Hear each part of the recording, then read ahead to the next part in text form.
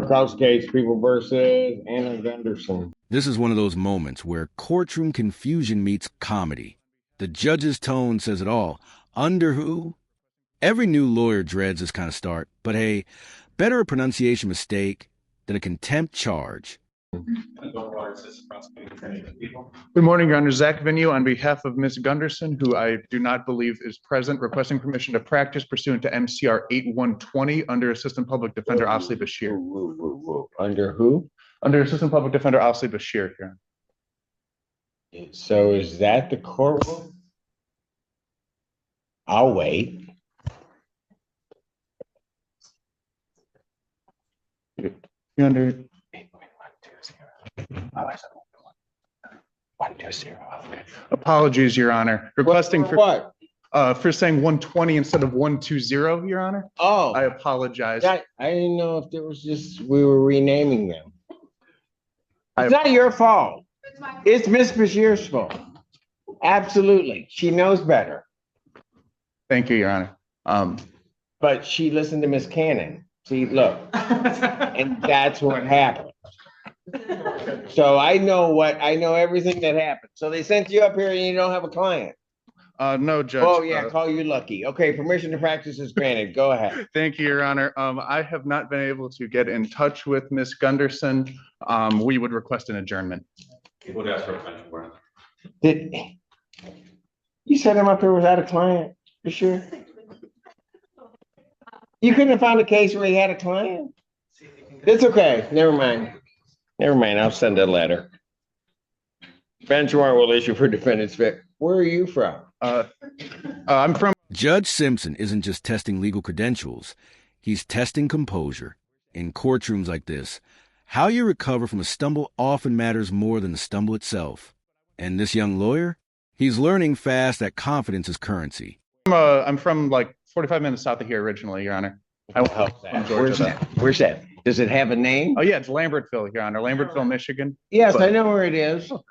But I went to law school in Georgia. Oh. Where? Georgia State. Yeah. Yeah, down in Atlanta. Seriously?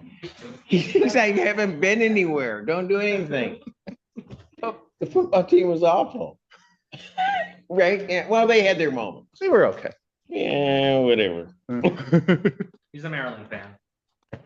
Is he? Yeah. Or are you just telling me that? You're just telling me that so I don't get on it, right? Aren't you? You just stuck your nose in to try to help a guy out. He's a Maryland fan, right? Your Honor, I have a duty of candor to the court. I'm not a Maryland fan. You throw me under the bus. I have nothing against Maryland. Mr. Allen. What? He just set you up. Bench warrant will issue bond $10,000 cash surety. That warrant will issue immediately. Understood, Your Honor. Welcome aboard, young man. Go. Court calls the case, People versus Trita Guyton. Asli Bashir on behalf of Trita Guyton. Yes. Oh, and I believe there may be a substitution in this matter. I haven't received. Substitution from who?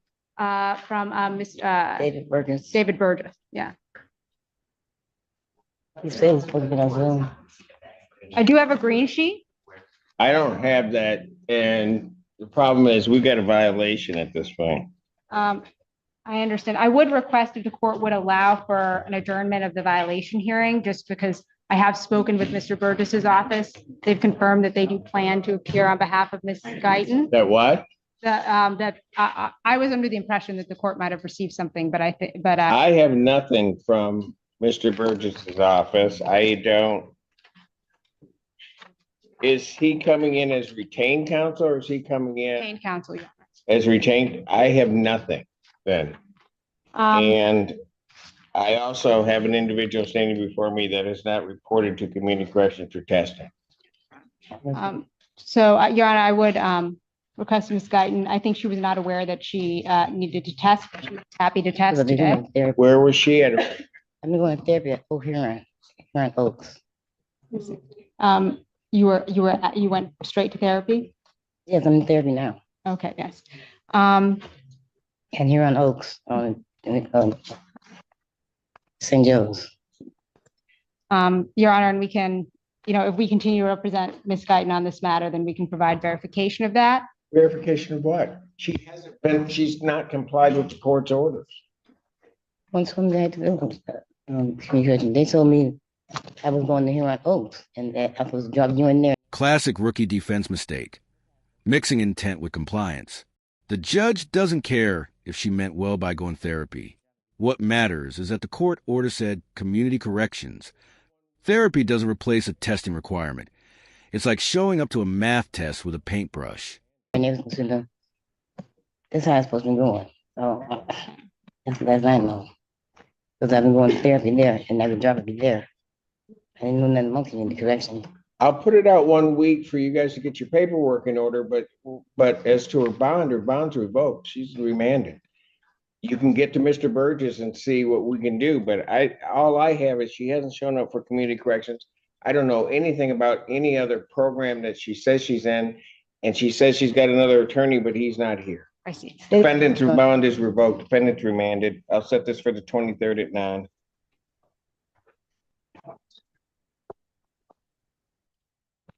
Court does call the case of the people versus Michael Siegel. Alexander, on behalf of the people, Your Honor. James Fifelski on behalf of Mr. Siegel in all 3 files that are up on the docket today. Can you state your name, please? Michael Anthony Siegel. All right, we're set for PCC and your motion. That is correct. I think what we would like to do is adjourn the 2 stalking files, 1336, 1298, because there's other collateral cases that we're both tracking that may have an impact on a possible resolution. And if the court is able to go out maybe about a month or so for that, I think that'd be helpful on both sides. And I have no objection. That's on the 2 stalking cases. That's correct, Judge. All right. And you want a month out? Yes, please.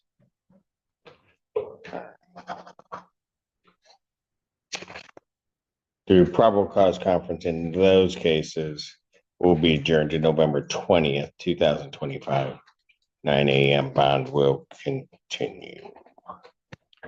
Thank you, Judge. I think the motion is on one of those case files, Yes. but if we can address the other, the OWI at this point, we just want to set that for exam. That's the 1515. On that case, Yes, Your Honor, to my knowledge. people have their witnesses available the 28th. We'll do our best, Your Honor. That preliminary examination in that matter in person be October 28th, 2025, 9 a.m. That is before Judge Washington. Judge Washington. In Your Honor, on that file in particular, is there a cash bond or was that revoked? Was the PR revoked on that? That I do not know. I see it. Do you see anything? I know bond was revoked on the first stalking case, but I don't know if it was modified on the OWI case. I don't think that it was. So on 1298, I show 100,000 cash or surety. That's the new stalking charge. What do you have on 1515? That's the OWI.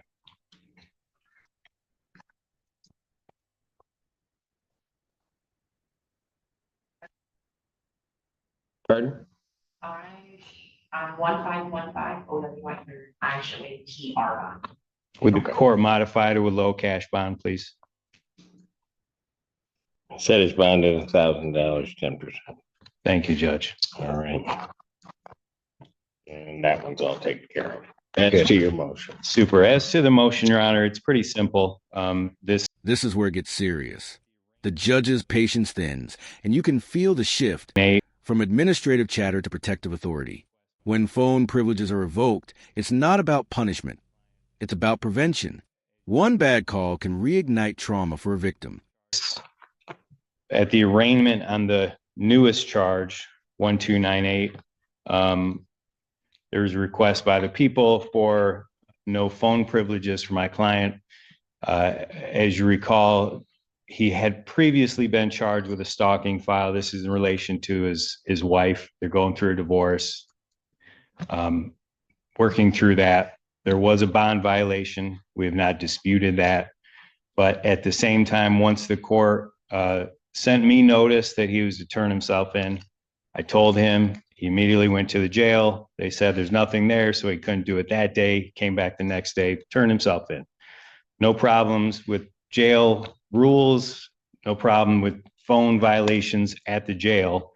And so it seems like setting a bond condition on the newest stalking file that prohibits him from calling anybody and everybody when there was never a jail phone violation, I think was either premature or Or a condition of bond that seemed appropriate given the circumstance. Well, if it's a condition of bond, but he's not bonded out, he's in custody. And,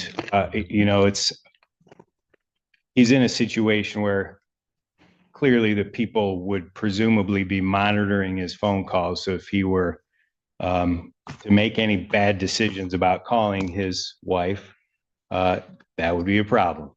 So I recognize that he violated bond in the first case, but I would just ask the court to lift the phone privilege restriction in large part because he has multiple pending legal cases. He has tried to reach out to his counsel, both myself and I think it's Miss Musser, Sandra Musser, on the divorce case. But the jail protocol is such that it essentially is I think impossible. You can resolve that with the jail. Well, my client has tried to. I think you can resolve that with the jail. Well, the other component, he has a power of attorney who's handling his other affairs, and that includes trying to assist in things that need to happen with the divorce. That person he would like to contact as well. I just would ask the court, unless there is actually some kind of phone violation at the jail, that the court withhold imposing that condition unless and until that actually happens. He clearly would have a no contact order with both of the complaining witnesses in both the stalking files, and he understands that. He's sitting in jail. He's doing what he has to do. He's not going to be seeking a bond modification in front of this court. Other than this. Response. Your Honor, I would rely a lot on a response. I think MCR 6.1635 states the best that the court may use custody order place conditions on the defendant, including but not limited to restricting or prohibiting defendant's contact with any other named person or persons if they determine those conditions are reasonably necessary to maintain the integrity of the judicial proceedings or are reasonably necessary for protection of those people. I think this case is a great example of that, given that he was out on bond and he contacted both protected parties of the previous bond conditions, as well as someone who was protected by the PPO that originally caused the stalking in the first place. I mean, I have my concerns given that in that bond violation, he's calling her, telling her about, he calls the son. There's an hour-long recorded conversation with the son where he does sound intoxicated, which is another bond violation. I mean, I have concerns that I don't want him reaching out to them at all and continuing this pattern of stalking and harassing his ex-wife or soon-to-be ex-wife and his son. He has previous history of stalking behavior and maybe with this same age. So I have great concerns about the integrity of this case if he has any ability to contact anybody about anything besides his attorneys through the proper methods in the jail that are already in place. So I would ask that his bond remain as set and his phone privileges be revoked. I think he's shown clear disobeying of the court orders and inability to control himself when it comes to contacting these parties, and have great fears that if he is given phone privileges, he'll reach out and contact them again. Your Honor, I just think it's unnecessarily overbroad, given the fact that he is now in custody. When he was out, different context, different circumstances, but he's in. Ever wonder why judges get so strict about no contact orders? Because even a single text call or accidental voicemail can be considered harassment. The law draws a hard line here, not to isolate the accused, but to shield a victim from psychological pressure. Custody. He's even been doing the Dawn Farm Jail program. He's going to AA meetings. He's in the right place for where he needs to be right now and has shown total respect for the jail policies and rules. Motion for bond modification is denied, the council made during the course of the argument that somehow the Washington County Sheriff's Office would be interfering with his communications with the attorneys.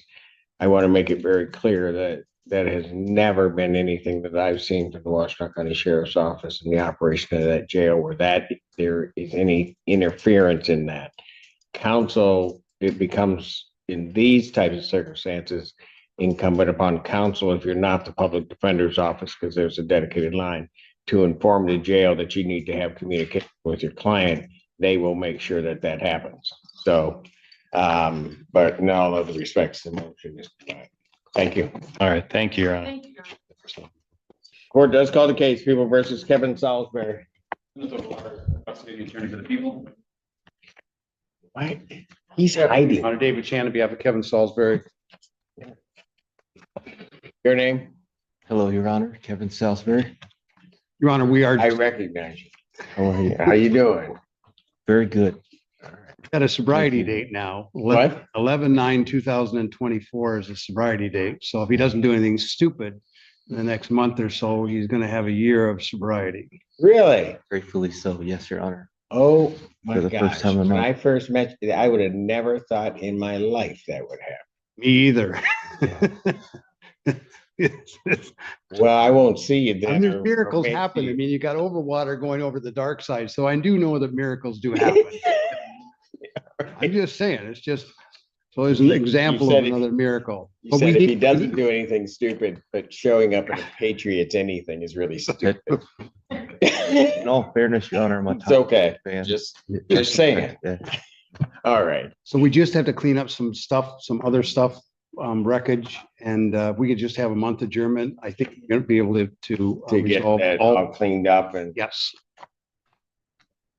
probable cause conference, and we'll be adjourned to November 13th, 2025, 9 a.m. Bond will continue. Thank If I hadn't, to hear that, Mr. Salisbury. This is the heart of courtroom reality. Redemption. A year sober may sound small, but in the justice system, it's monumental. Even the judge drops his stern tone for a second to acknowledge growth. From chaos to clarity. That's the kind of story we're staying till the end for. I will say this, I'll say it publicly, I'm proud of you. Thank you, Your Honor. That means a lot to me. Thank you. You take care of yourself. You too. Thank you.